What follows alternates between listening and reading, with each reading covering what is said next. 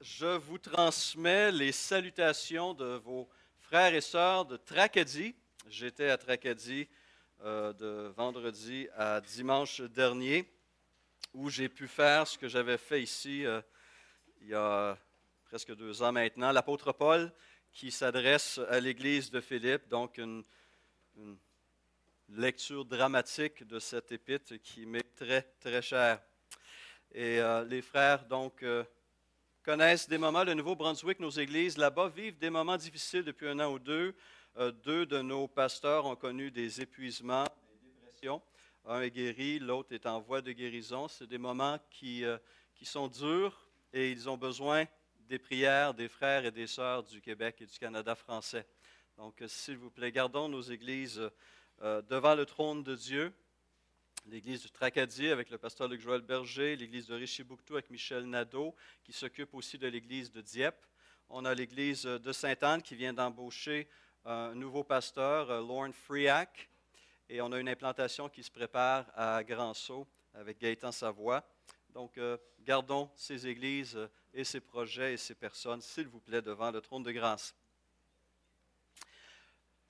Si vous avez suivi un petit peu les journaux, il y a quelques semaines, en fait le 25 septembre dernier, on nous disait que le ministère de l'Agriculture, des Pêcheries et de l'Alimentation du Québec, le MAPAC, était sur un pied d'alerte.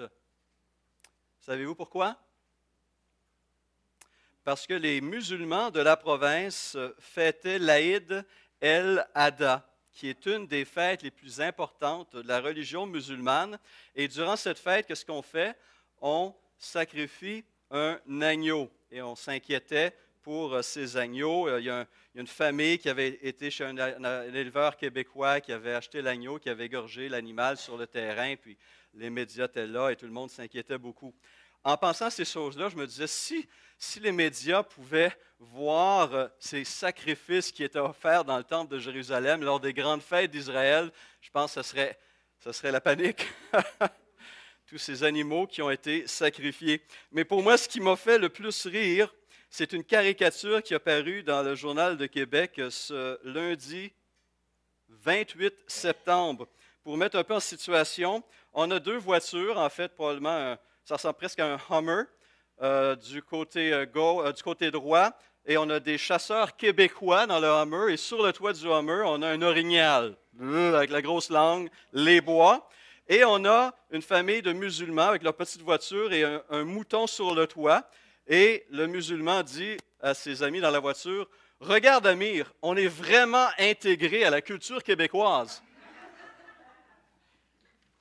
Et durant mon voyage au Nouveau-Brunswick, je prends les raccourcis et une des routes que je prends qui me sauve un peu de temps, la ressource qu'il appelle, la 180, ça passe à travers une forêt, des montagnes splendides. Et pendant 1 heure et quelques minutes, c'est uniquement des arbres dans toutes les directions. Et de temps en temps, il y a des petits sentiers pour les gens, les bûcherons qui viennent abattre les arbres. Et cette fois-ci, pour la première fois, je n'ai jamais vu autant de roulottes sur le bord des rues, dans ces petits sentiers. En arrivant à Tracadie, je dis ça à mon collègue Luc Joël, je dis, est-ce qu'il se passe? Est-ce qu'il y a autant de bûcherons dans les forêts aujourd'hui? Qu'est-ce qui se passe? Il dit, bien non, Stéphane. Il dit, c'est la saison de la chasse.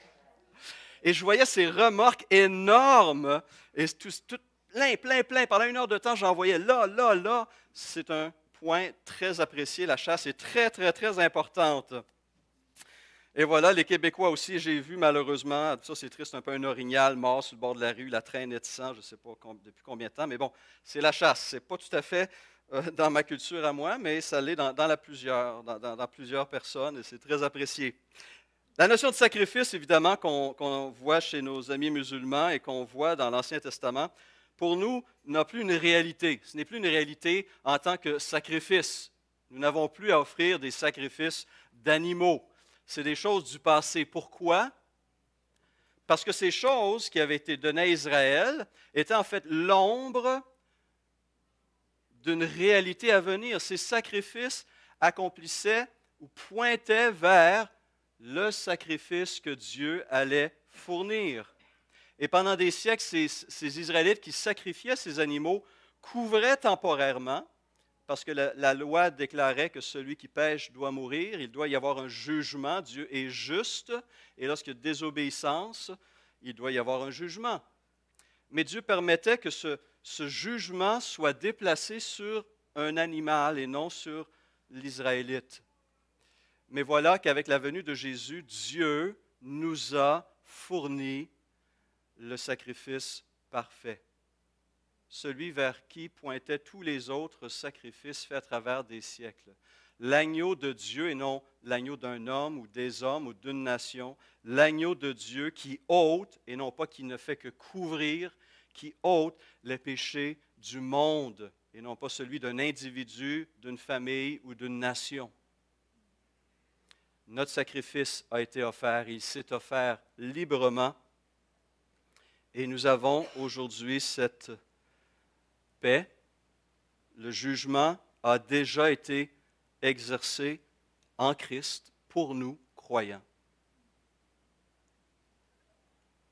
Mais c'est intéressant de lire dans le Nouveau Testament que cette image de prêtre et de sacrificateur demeure encore aujourd'hui pour les croyants de la Nouvelle Alliance, pour les disciples de Jésus-Christ, et nous découvrons que nous demeurons sacrificateurs et que la Bible, le Nouveau Testament, nous invite encore à offrir des sacrifices. Voici comment l'apôtre Pierre présente la chose en 1 Pierre 2, versets 1 à 5 et verset 9.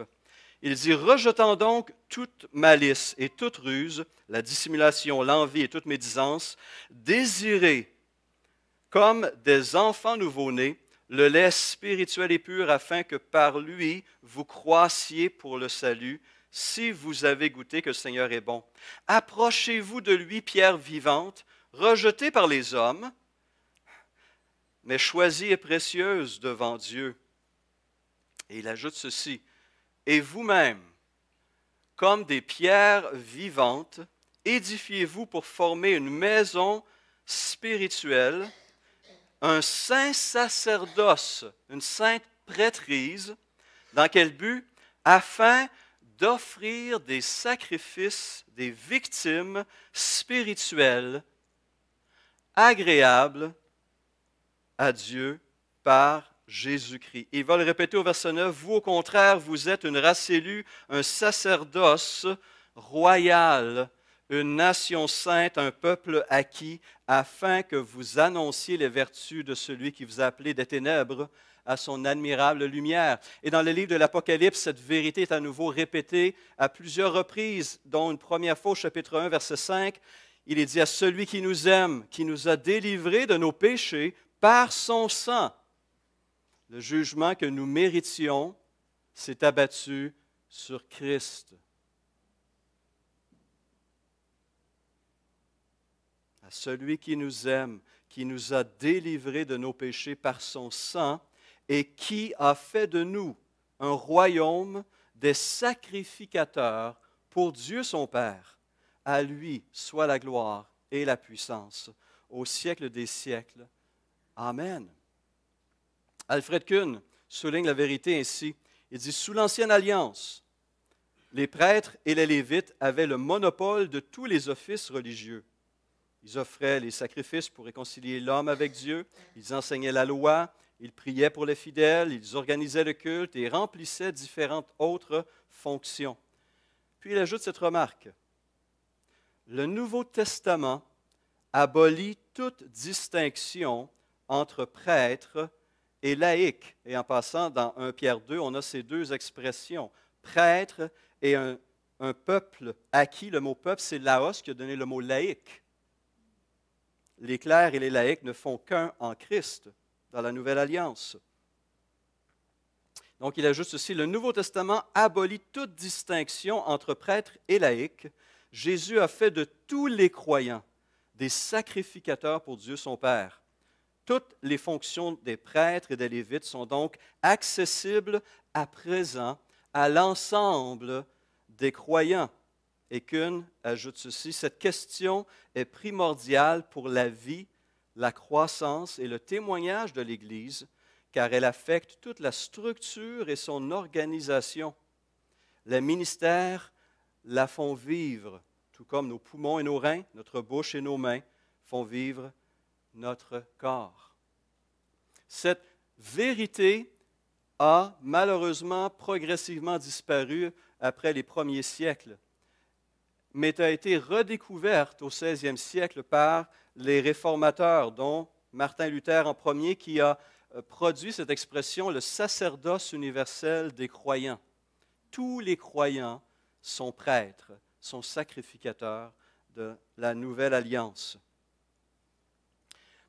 Maintenant qu'on est conscient de cette réalité, la question qu'on devrait se poser, c'est mais quel genre de sacrifice alors sommes-nous appelés à offrir? En quoi consistent ces victimes spirituelles, écrit Pierre, agréables à Dieu? Rappelez-vous ce mot agréable, il revient constamment dans le contexte de ces sacrifices. Ces victimes agréables, spirituelles, agréables à Dieu par Jésus-Christ. Que pouvons-nous offrir à Dieu pour lui faire plaisir, pour lui rendre le culte qu'il mérite? La Bible, le Nouveau Testament, nous présente 4 types de sacrifices. D'après vous, quel serait le premier et le plus important? Voilà. Soi-même. Le premier sacrifice, le plus important qu'on est appelé à offrir au Seigneur est notre propre vie. Je vous exhorte donc, frères, par les compassions de Dieu, à offrir vos corps comme un sacrifice vivant, saint et agréable. Encore une fois, le mot revient. Agréable à Dieu, ce qui sera de votre part un culte raisonnable, réfléchi, sage, saint. Paul va prendre un langage similaire encore dans la même épître au chapitre 6, verset 13. « Ne livrez pas vos membres au péché comme des instruments d'iniquité, mais donnez-vous vous-même à Dieu comme étant vivants de mort que vous étiez, et offrez à Dieu vos membres comme des instruments de justice. » Verset 19. « De même que vous avez livré vos membres comme esclaves à l'impureté et à l'iniquité pour arriver à l'iniquité, ainsi maintenant, livrez vos membres comme esclaves à la justice pour arriver à la sainteté. » Et cette sainteté est fondamentale, est essentielle. Elle est au cœur de la volonté morale de Dieu dans la parole. Regardez tous ces sacrifices de l'Ancien Testament. Quelles étaient une des conditions essentielles que devait rencontrer l'animal qui était offert? Sans tache est l'expression qui revient constamment. Sans tache, sans défaut. Si un homme offre à l'Éternel du gros ou du menu bétail en sacrifice d'action de grâce, soit pour l'accomplissement d'un vœu, soit comme offrande volontaire, la victime sera sans défaut afin qu'elle soit agréée. Il n'y aura en elle aucun défaut. Et donc, cette notion de maintenir ce sacrifice que nous sommes, ce sacrifice vivant, de le maintenir dans cet état de pureté et de sainteté pour plaire à Dieu, pour lui être agréable, doit être le désir de tout sacrificateur de Jésus-Christ. Et lorsqu'on regarde à Jésus lui-même, on constate qu'il a en fait joué le double rôle. Il a été victime, sacrifice, mais il a été aussi sacrificateur. Il s'est d'abord offert au Père, comme le souligne Hébreux 10, versets 4 à 7. Écoutez ce texte. « Il est impossible que le sang des taureaux et des boucs ôte les péchés. C'est pourquoi, parce que le sang des taureaux et des boucs ne peuvent ôter le péché, c'est pourquoi Christ, entrant dans le monde, dit, « Tu n'as voulu ni sacrifice ni offrande, mais tu m'as formé un corps. Tu n'as agréé ni holocauste, ni sacrifice pour le péché. Alors j'ai dit, voici, je viens. » Dans le rouleau du livre, il est question de moi. « Pour faire, ô Dieu, ta volonté. » Pour faire ta volonté. Un sacrifice mort et passif. mais un sacrifice vivant est actif. Il vit pour Dieu. Et les croyants sont aussi appelés à la fois sacrificateurs et sacrifices. Ma première tâche est de m'offrir moi-même à Dieu pour l'accomplissement de sa volonté. Cela est un culte raisonnable, intelligent, réfléchi. Et on trouve un bel exemple. Évidemment, chez les Macédoniens, dont la capitale, une des capitales était la ville de Philippe. 2 Corinthiens 8, 1 à 5. Nous vous faisons connaître, frères, la grâce de Dieu qui s'est manifestée dans les églises de la Macédoine à travers la grande épreuve de leurs afflictions. Ce n'était pas une église où c'était facile. Ils vivaient dans une zone appauvrie économiquement et persécutés spirituellement.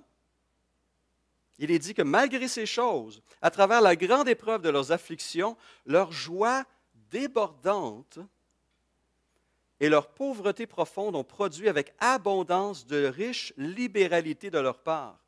Ils ont, je l'atteste, donné volontairement selon leurs moyens et même au-delà de leurs moyens, nous demandant avec de grandes instances la grâce de prendre part à l'assistance destinée aux saints. Il y avait cette offrande, cette collecte à travers les églises païennes pour venir en aide aux chrétiens d'origine juive en Palestine qui vivaient une famine terrible. Il y avait une grande épreuve. Et voilà que ces pauvres païens voulaient absolument y participer. Mais regardez ce que Paul ajoute. Et non seulement ils ont contribué comme nous l'espérions, mais ils se sont d'abord donnés eux-mêmes au Seigneur et à nous par la volonté de Dieu. Je peux être agréable à Dieu, je peux rendre un culte à Dieu en lui offrant mon corps et à travers mon corps ma vie entière et lui faire plaisir. Mon corps doit donc être, mon être doit donc être consacré à Dieu et utilisé pour sa gloire. Mon corps, mon esprit lui appartiennent. Et j'existe, j'ai été sauvé, sanctifié pour poursuivre la mission qu'il a donnée à l'humanité et à l'Église. Si nous vivons pour le Seigneur, écrit Paul en Romains 14, 8. Si nous mourons pour le Seigneur. Soit donc que nous vivions, soit que nous mourions, nous sommes au Seigneur. S'offrir d'abord soi-même à Christ, voici le tout premier sacrifice que Dieu désire et qui lui est agréable. Mais la deuxième, très appropriée pour un dimanche d'action de grâce, les sacrificateurs de la Nouvelle Alliance offrent des sacrifices de louange à Dieu. Dans l'Ancien Testament, on voyait que les sacrifices de louange faisaient partie du culte que les sacrificateurs et les Israélites offraient à Dieu. Le psaume 107, 21 dit ceci, « Qu'ils louent l'Éternel pour sa bonté et pour ses merveilles en faveur des fils de l'homme, qu'ils offrent des sacrifices d'action de grâce et qu'ils publient ses œuvres avec des cris de joie. »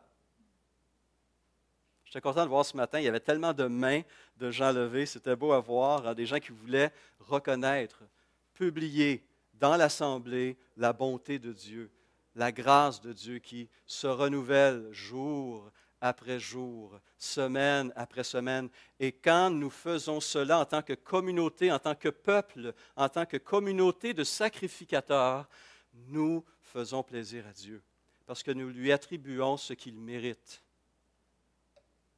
Il le mérite. Les plus belles paroles, les plus beaux cantiques, le meilleur de nous-mêmes. Celui qui offre pour sacrifice des actions de grâce me glorifie, dit Dieu à travers le psalmiste au psaume 50, verset 23. Et dans la Nouvelle Alliance, nous, croyants, disciples de Christ, sacrificateurs, sommes appelés à faire la même chose.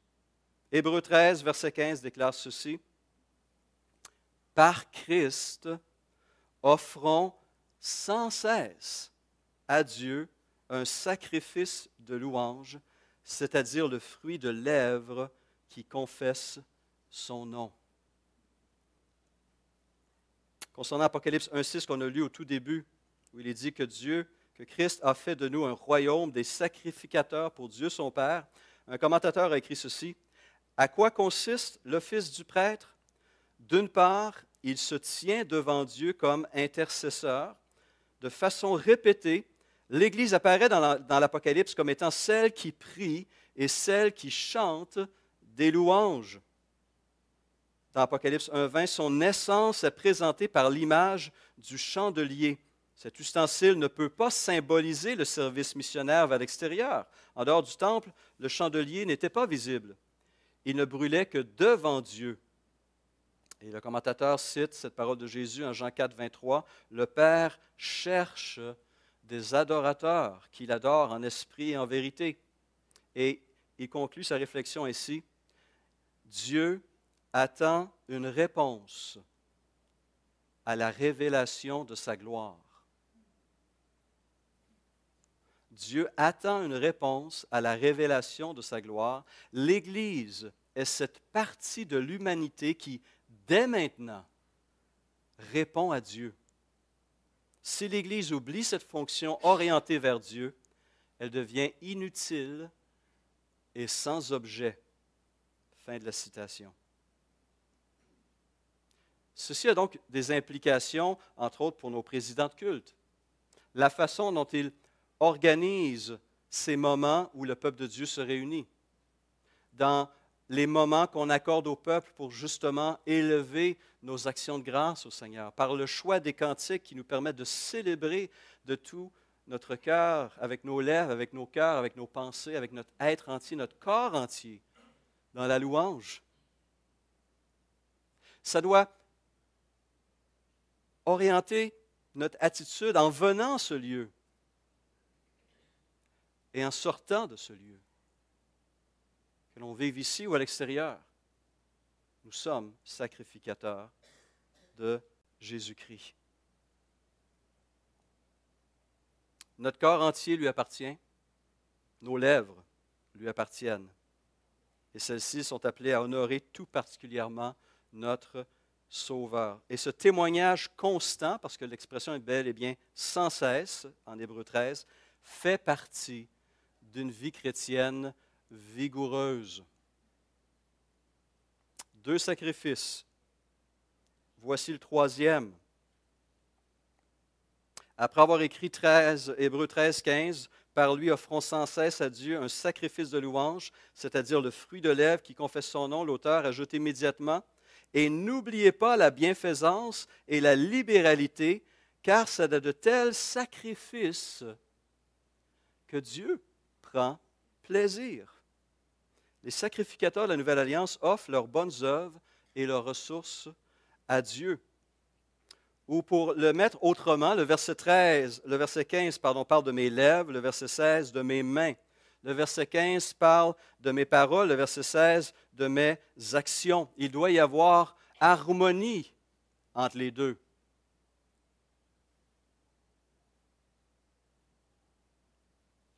L'apôtre Jean écrira dans sa première épître, « Petits enfants, n'aimons pas en parole et avec la langue, mais en action et avec vérité. » Et bien sûr, on se rappelle le langage sacrificiel que Paul utilise dans sa lettre de remerciement aux chrétiens de Philippe lorsqu'il a reçu de leur part ce soutien financier. « J'ai tout reçu, écrit-il, et je suis dans l'abondance. J'ai été comblé de bien en recevant par Épaphrodite ce qui vient de vous, comme un parfum de bonne odeur, un sacrifice que Dieu accepte et qui lui est, encore une fois ce mot qui revient, agréable.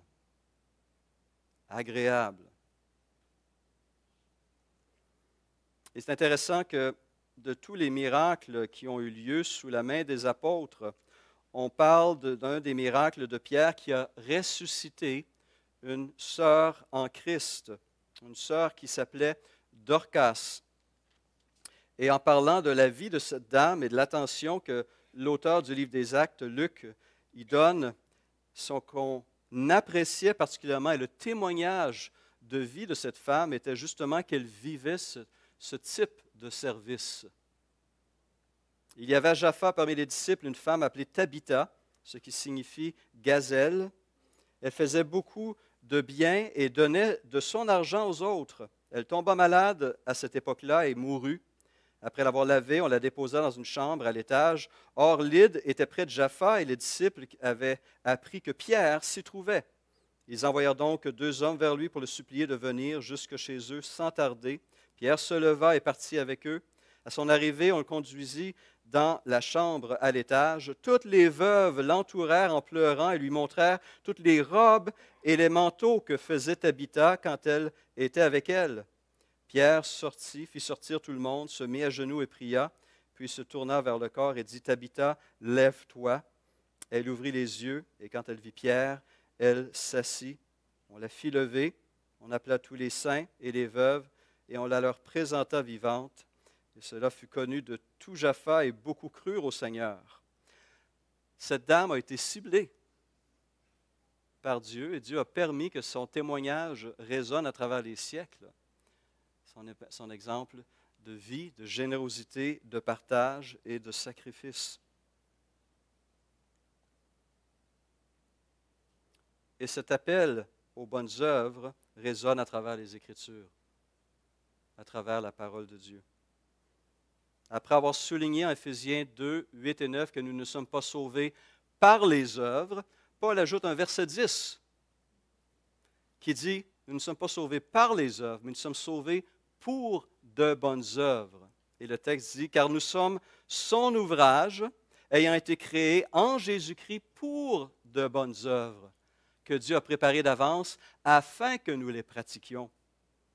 Paul écrira à Timothée, recommande aux riches de faire du bien, d'être riches en bonnes œuvres, d'avoir de la libéralité, de la générosité. À son collègue Tite, il va dire que Christ s'est donné lui-même pour nous afin de nous racheter de toute iniquité et de se faire un peuple qui lui appartienne, purifié par lui et zélé pour les bonnes œuvres.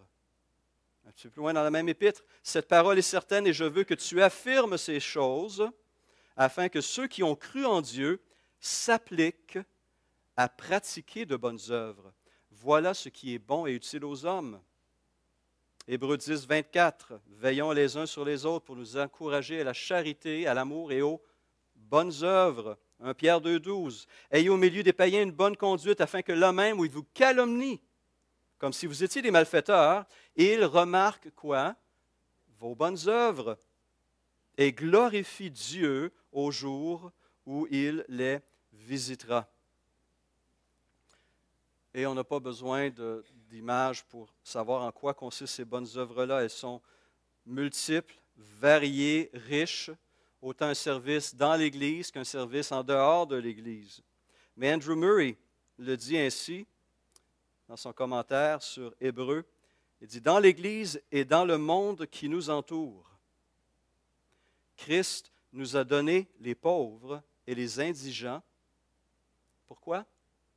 Afin que nous ayons l'occasion de montrer ce que nous aimerions faire pour lui s'il était ici-bas.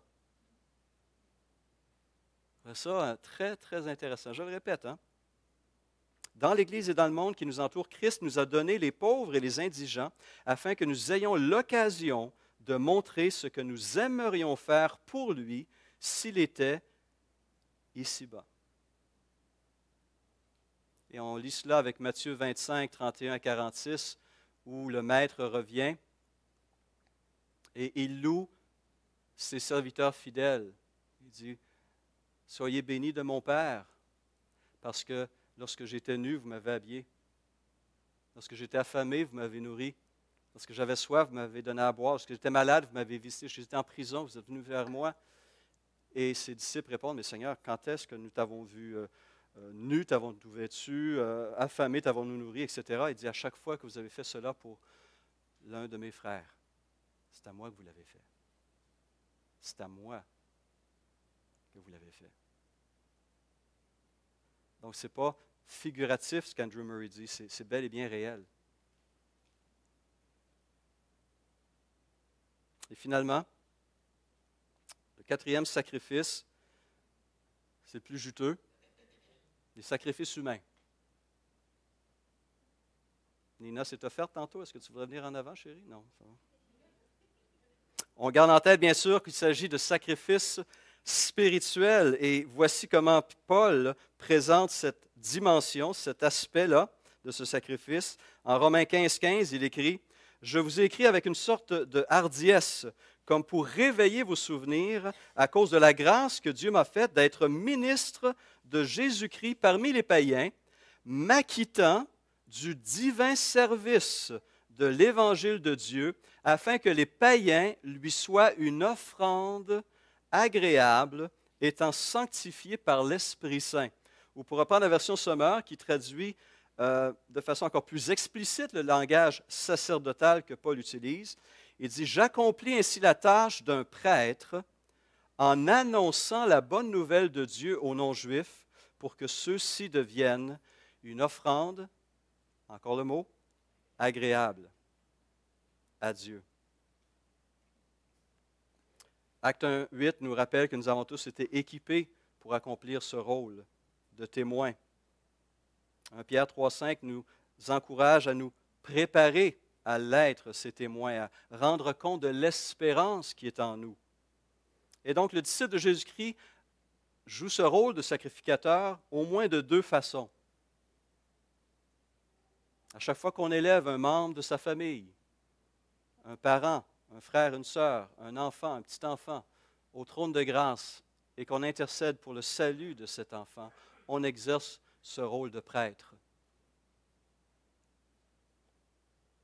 À chaque fois qu'on partage l'Évangile, qu'on témoigne, qu'on évangélise, qu'on soutient la mission, on accomplit ce rôle de sacrificateur. Vous êtes un sacerdoce royal afin que vous annonciez les vertus de celui qui vous a appelé des ténèbres à son admirable lumière, a écrit Pierre dans 1 Pierre 2:9.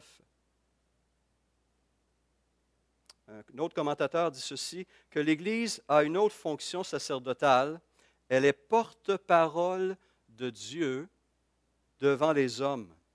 Elle a été établie comme témoin et prophétesse pour les hommes. Cette ligne court à travers l'Apocalypse, entre autres, ne pas renier, tenir ferme au nom de Jésus, vaincre par la parole du témoignage. Comme l'Église doit demeurer ferme devant Dieu par ses prières, elle doit aussi demeurer ferme devant les hommes par son témoignage si elle veut rester Église. Fin de citation. Quand nous prions pour le salut d'un collègue de travail, pour notre voisin, nous exerçons ce rôle de sacrificateur.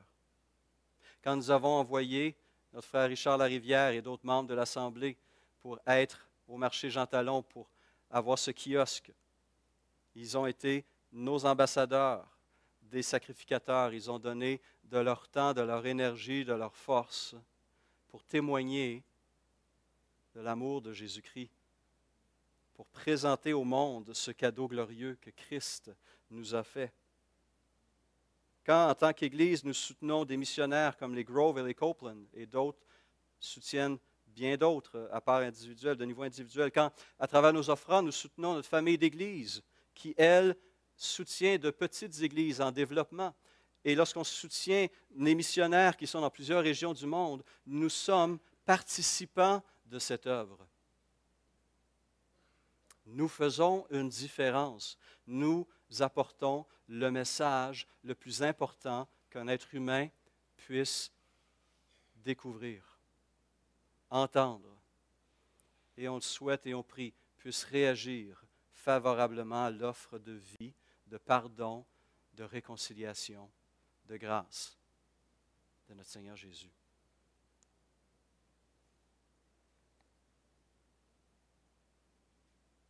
Dans ce deuxième message de ma série « Disciples, diacres et dirigeants appelés à servir », je voulais souligner l'importance, la réalisation que nous avons beaucoup à offrir.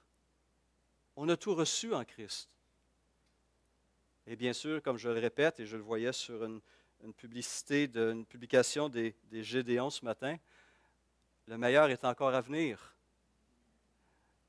Béni soit le Dieu et Père de notre Seigneur Jésus-Christ qui nous a bénis de toute bénédiction spirituelle dans les lieux célestes en Christ. Éphésiens 1:3. Mais nous pouvons aussi bénir. Nous pouvons exprimer concrètement à Dieu notre reconnaissance, notre amour, en lui offrant le meilleur de nous-mêmes, le meilleur de nos louanges, le meilleur de nos ressources et le meilleur de nos relations à travers une vie de témoignage. L'Église de Jésus-Christ, l'Église Renaissance, n'est pas une communauté de spectateurs, mais une communauté de sacrificateurs. Et lorsque nous agissons ainsi, lorsque nous offrons à Christ le meilleur de ces choses, il sourit. Il apprécie. Cela lui est agréable. Rendons grâce au Seigneur pour cette opportunité qu'il nous donne de le toucher lui aussi, comme il nous a touchés. Prions.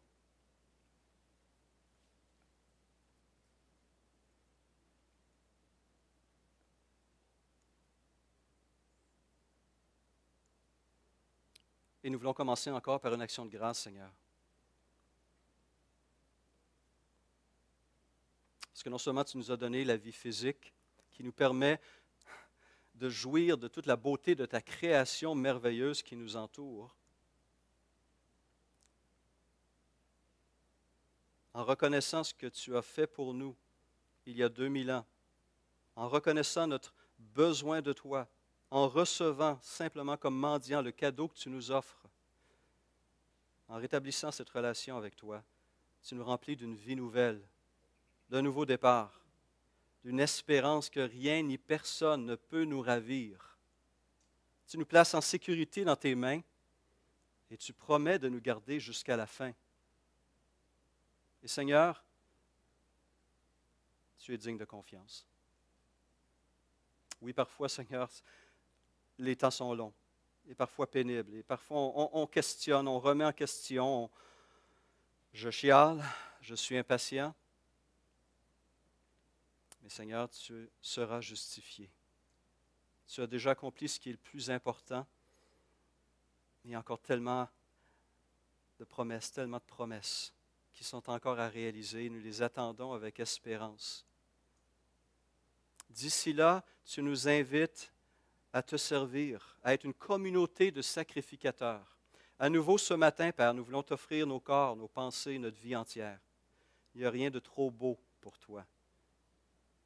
Et c'est la moindre des choses, sachant que toi, tu t'es donné aussi totalement pour nous. Et tu n'as rien retenu. À nouveau, Seigneur, nous t'offrons aujourd'hui nos vies pour te faire plaisir et t'être agréable. Merci pour l'occasion que tu nous as donnée d'élever ton nom et on va le faire encore. Seigneur, quand on aime quelqu'un, on le dit, on écrit des poèmes, on chante, on se colle. Seigneur, on t'aime. On t'aime. Parce qu'il n'y a personne de plus aimable, de plus désirable, de plus beau, de plus bon, de plus gracieux, de plus riche que toi. Et tu mérites ces louanges. Et nous voulons aussi, à travers nos biens, Seigneur, te faire connaître davantage et contribuer à l'avancement de ton règne. Que ton nom soit proclamé jusqu'aux extrémités de la terre, parce qu'il n'y a pas d'autre nom par lequel nous puissions être sauvés. Et à travers cette prédication de la bonne nouvelle, à travers l'évangélisation et la mission, nous voulons, Seigneur, que d'autres soient sauvés et entrent dans cette belle famille de sacrificateurs et t'honorent. Merci pour le privilège que tu nous accordes encore aujourd'hui d'être co-ouvriers avec toi. Reçois nos sacrifices